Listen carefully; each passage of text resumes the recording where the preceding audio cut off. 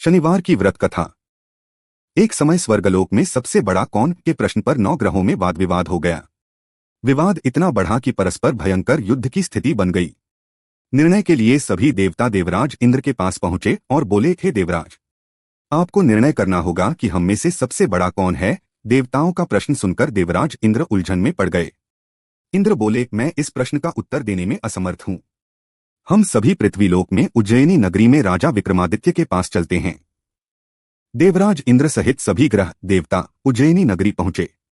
महल में पहुंचकर जब देवताओं ने उनसे अपना प्रश्न पूछा तो राजा विक्रमादित्य भी कुछ देर के लिए परेशान हो उठे, क्योंकि सभी देवता अपनी अपनी शक्तियों के कारण महान थे। किसी को भी छोटा या बड़ा कह देने से उनके क्रोध के प्रकोप से भयंकर हानि पहुंच सकती थी। अचानक राजा विक्रमादित्य को एक उपाय सूझा और उन्होंने विभिन्न धातुओं स्वर्ण, रजत, चांदी, कांसा, ताम्र, तांबा, सीसा, रांगा, जस्ता, अभ्रक व लोहे के 9 आसन बनवाए। धातुओं के गुणों के अनुसार सभी आसनों को एक दूसरे के पीछे रखवाकर उन्होंने देवताओं को अपने अपने सिंहासन पर बैठने को कहा। देवताओं के बैठने के बाद राजा विक्रमादित्य ने कहा, आपका निर्णय तो स्वयं हो गया। जो सबसे पहले सिंहासन पर विराजमान है वही सबसे बड़ा है। राजा विक्रमादित्य के निर्णय को सुनकर शनि देवता ने सबसे पीछे आसन पर बैठने के कारण अपने को छोटा जानकर क्रोधित होकर कहा, राजा विक्रमादित्य, तुमने मुझे सबसे पीछे बैठाकर मेरा अपमान किया है। तुम मेरी शक्तियों से परिचित नहीं हो। मैं तुम्हारा सर्वनाश कर दूंगा। शनि ने कहा, सूर्य एक राशि पर 1 महीने, चंद्रमा 2.25 दिन, मंगल 1.5 महीने, बुध और शुक्र 1 महीने, बृहस्पति 13 महीने रहते हैं, लेकिन मैं किसी राशि पर 7.5 वर्ष 7.5 तक रहता हूं। बड़े बड़े देवताओं को मैंने अपने प्रकोप से पीड़ित किया है। राम को 7.5 के कारण ही वन में जाकर रहना पड़ा और रावण को 7.5 के कारण ही युद्ध में मृत्यु का शिकार बनना पड़ा।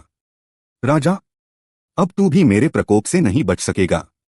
इसके बाद अन्य ग्रहों के देवता तो प्रसन्नता के साथ चले गए, परंतु शनिदेव बड़े क्रोध के साथ वहां से विदा हुए। राजा विक्रमादित्य पहले की तरह ही न्याय करते रहे। उनके राज्य में सभी स्त्री पुरुष बहुत आनंद से जीवन यापन कर रहे थे। कुछ दिन ऐसे ही बीत गए। उधर शनि देवता अपने अपमान को भूले नहीं थे। विक्रमादित्य से बदला लेने के लिए एक दिन शनिदेव ने घोड़े के व्यापारी का रूप धारण किया और बहुत से घोड़ों के साथ उज्जैनी नगरी पहुंचे। राजा विक्रमादित्य ने राज्य में किसी घोड़े के व्यापारी के आने का समाचार सुना तो अपने अश्वपाल को कुछ घोड़े खरीदने के लिए भेजा। घोड़े बहुत कीमती थे। अश्वपाल ने जब वापस लौटकर इस संबंध में बताया तो राजा विक्रमादित्य ने स्वयं आकर एक सुंदर व शक्तिशाली घोड़े को पसंद किया।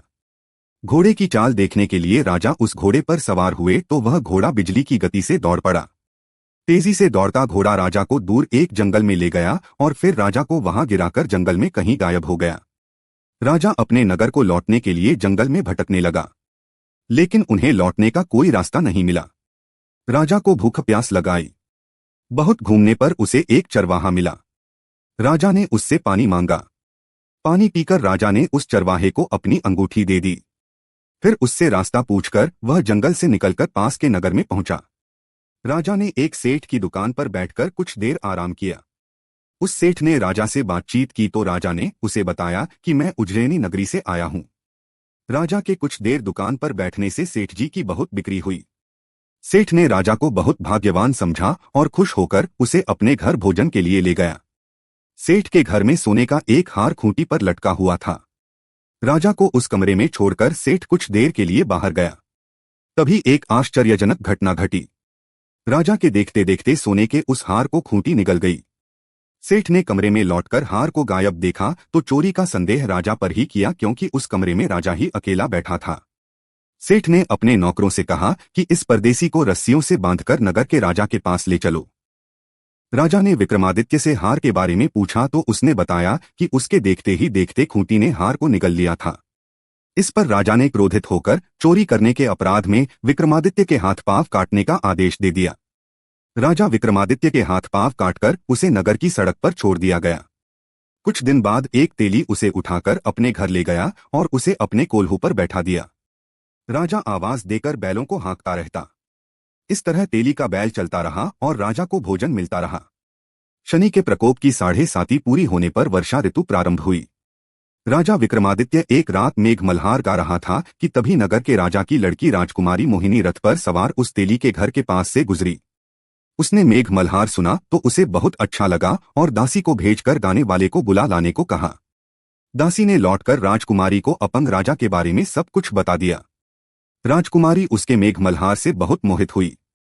अतः उसने सब कुछ जानकर भी अपंग राजा से विवाह करने का निश्चय कर लिया। राजकुमारी ने अपने माता पिता से जब यह बात कही तो वे हैरान रह गए। रानी ने मोहिनी को समझाया, बेटी, तेरे भाग्य में तो किसी राजा की रानी होना लिखा है, फिर तू उस अपंग से विवाह करके अपने पाप पर कुल्हाड़ी क्यों मार रही है। राजकुमारी ने अपनी जिद नहीं छोड़ी। अपनी जिद पूरी कराने के लिए उसने भोजन करना छोड़ दिया और प्राण त्याग देने का निश्चय कर लिया। आखिर राजा रानी को विवश होकर अपंग विक्रमादित्य से राजकुमारी का विवाह करना पड़ा। विवाह के बाद राजा विक्रमादित्य और राजकुमारी तेली के घर में रहने लगे। उसी रात स्वप्न में शनिदेव ने राजा से कहा, राजा, तुमने मेरा प्रकोप देख लिया। मैंने तुम्हें अपने अपमान का दंड दिया है। राजा ने शनिदेव से क्षमा करने को कहा और प्रार्थना की, हे शनिदेव, आपने जितना दुहक मुझे दिया है अन्य किसी को न देना। शनिदेव ने कुछ सोचकर कहा, राजा, मैं तुम्हारी प्रार्थना स्वीकार करता हूँ। जो कोई स्त्री पुरुष मेरी पूजा करेगा, शनिवार को व्रत करके मेरी व्रत कथा सुनेगा, उस पर मेरी अनुकंपा बनी रहेगी।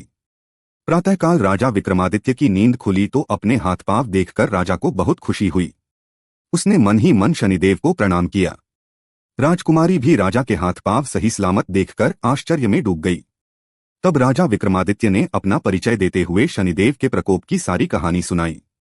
सेठ को जब इस बात का पता चला तो दौड़ता हुआ तेली के घर पहुंचा और राजा के चरणों में गिरकर क्षमा मांगने लगा।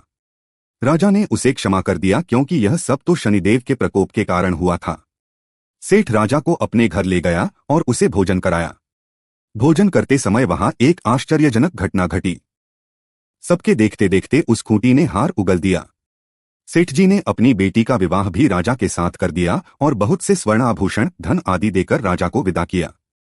राजा विक्रमादित्य राजकुमारी मोहिनी और सेठ की बेटी के साथ उज्जैनी पहुंचे तो नगरवासियों ने हर्ष से उनका स्वागत किया।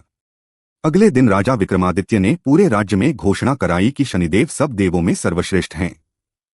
प्रत्येक स्त्री पुरुष शनिवार को उनका व्रत करें और व्रत कथा अवश्य सुनें। राजा विक्रमादित्य की घोषणा से शनिदेव बहुत प्रसन्न हुए। शनिवार का व्रत करने और व्रत कथा सुनने के कारण सभी लोगों की मनोकामनाएं शनिदेव की अनुकंपा से पूरी होने लगीं। सभी लोग आनंदपूर्वक रहने लगे।